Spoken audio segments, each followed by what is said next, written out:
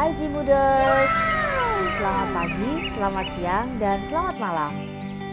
Saat ini saya mengajak kalian ke Fakultas Ekonomi dan Bisnis, kampus bela negara tercinta kita. Simak terus ya.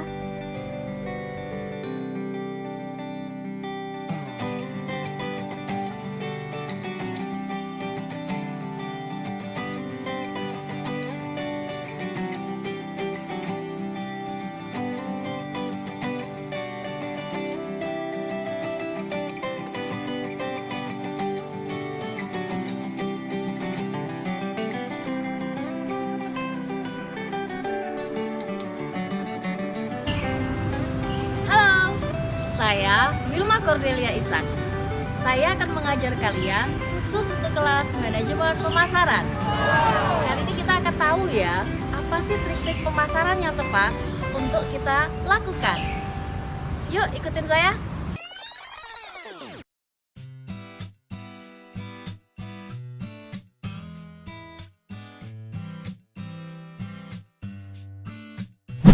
Apa itu pemasaran? Pemasaran berbeda ya dengan kata penjualan. Namun kita berbicara tentang pemasaran, kita ciptakan bagaimana trik untuk kita memperkenalkan produk kita kepada konsumen. Nah, kita bisa cek dari filosofi pemasaran itu sendiri. Yang pertama, filosofi pemasaran selalu berorientasi kepada konsumen. Lalu, yang kedua, bagaimana pemasaran filosofinya menciptakan profit atau keuntungan, namun dengan meningkatkan volume penjualan. Dan bagaimana filosofi yang terakhir, pemasaran mengkoordinasikan seluruh kegiatan pemasaran.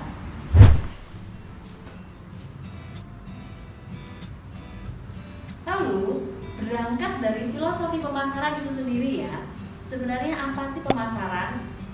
Kalau kita melihat, pemasaran adalah suatu penciptaan kreasi, cara kita berinovasi dan mengimplementasikan, mengaktualisasikan suatu standar hidup. Dari bagaimana kita mempertahankan hubungan yang baik dengan pelanggan maupun pembeli potensial kita. Bagaimana proses pemasaran selanjutnya? Itu tergantung bagaimana konsumen kita menerima apa informasi yang kita sampaikan.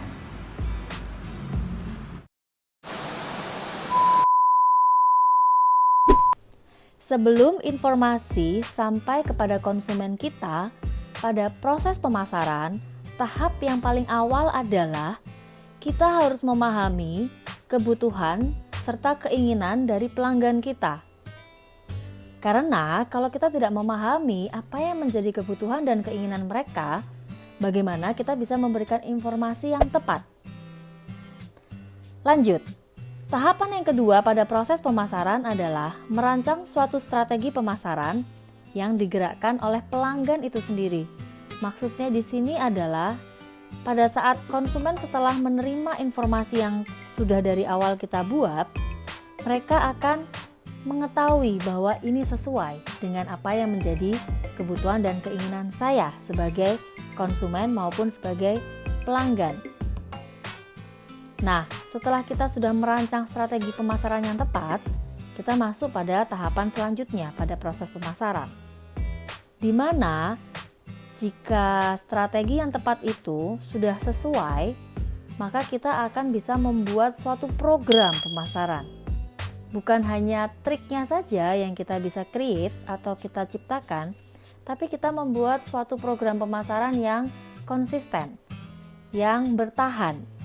Jadi tidak cuma di awal saja ya. Kalau kita bicara tentang strategi dan itu cuma bertahan di awal, pasti tidak akan bertahan lama dan memberikan nilai yang unggul. Dan ini biasanya adalah masa-masa di mana konsumen membandingkan apa yang menjadi informasi dari produk kita dengan kompetitor kita. Jadi ini hati-hati ya di tahap yang ketiga ini. Di tahap selanjutnya adalah, atau yang keempat, membangun hubungan yang menguntungkan, yang mutualisme, dan menciptakan kepuasan dari konsumen kita atau pelanggan kita. Otomatis pada saat kita sudah menciptakan suatu program pemasaran yang konsisten dan ditangkap dengan positif, pasti akan ada yang namanya repeat order, repeat buying, atau pembelian ulang dari pelanggan kita. Nah, adanya pembelian ulang itu karena ada kepuasan dari mereka. Yang menguntungkan adalah kita juga dapat volume penjualan yang tinggi. Jadi ujung-ujungnya apa dong? Yes, profit karena volume penjualan kita meningkat. Nah, lalu kita masuk di tahap akhir dari proses pemasaran itu sendiri, di mana kita bisa menangkap nilai atau kepuasan dari pelanggan kita dan kita bisa menciptakan keuntungan atau ekuitas pelanggan. Ekuitas pelanggan yang saya maksud di sini adalah itu dapat bertahan lama. Sehingga adanya kepuasan bukan hanya terjadi secara awal-awal saja, tapi secara jangka panjang dan secara word of mouth. Mereka akan otomatis memasarkan produk kita kepada teman-teman mereka. Karena memang mereka sudah puas ya dengan produk kita. Berarti itu kita sudah melakukan atau melewati proses menangkap kembali nilai dari pelanggan. Oke. Jika penjualan dan pemasaran itu berbeda, lalu bagaimana kita bisa mempersatukan dua konsep ini agar menjadi strategi yang powerful? Menurut Levitt dalam buku Philip Kotler, konsep penjualan dan konsep pembelian atau dalam pemasaran itu sangat bertolak belakang dan kontras. Namun jika kita satukan dari sisi fokus dan topiknya, maka fokusnya haruslah kepada kebutuhan pembeli. Yang kedua, pada saat kita mau fokus pada kebutuhan pembeli kita, maka kita harus selalu meningkatkan kualitas dari produk, bukan hanya untuk mendapatkan keuntungan atau uang. Oke, selanjutnya apa saja yang bisa dipasarkan atau apa saja yang sesuai dengan konsep pemasaran itu sendiri? Yuk. Apa saja yang bisa kita pasarkan? Antara lain, ada produk, bisa barang maupun jasa. Ada pengalaman, ada event, place atau tempat, lalu properti, bahkan organisasi dan informasi, kita bisa pasarkan itu semua. Dan juga beberapa ide. Akan tetapi, semuanya itu kita harus lakukan secara jujur. Kita harus memasarkan secara jujur, itu kata kuncinya.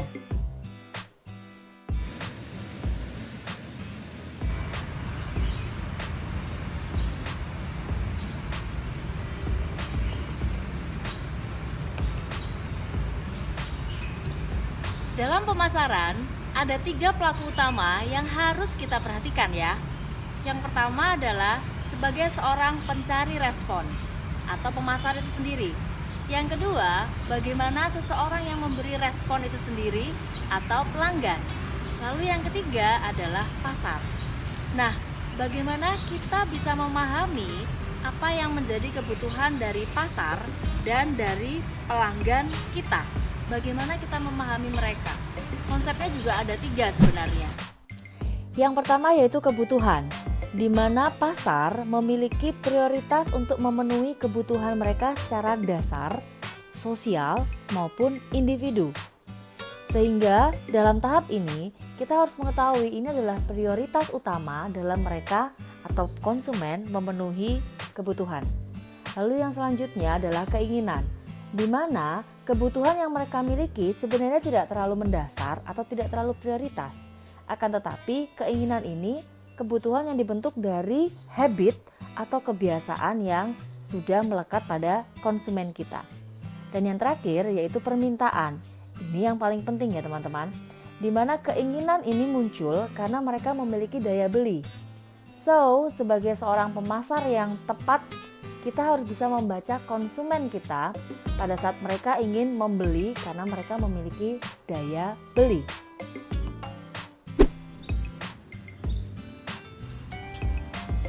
Lalu, jika kita sudah mengetahui apa yang menjadi konsep inti dari pasar, dalam keadaan kondisi pandemik saat ini, Kira-kira apa yang menjadi kebutuhan dasar, kebutuhan sosial, dan kebutuhan individu dari masyarakat kita?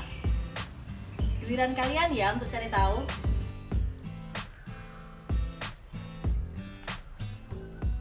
Alright Gmuders, jangan lupa tulis jawaban kalian di kolom komentar. Jangan lupa jempolnya, dan sampai ketemu di video pembelajaran selanjutnya.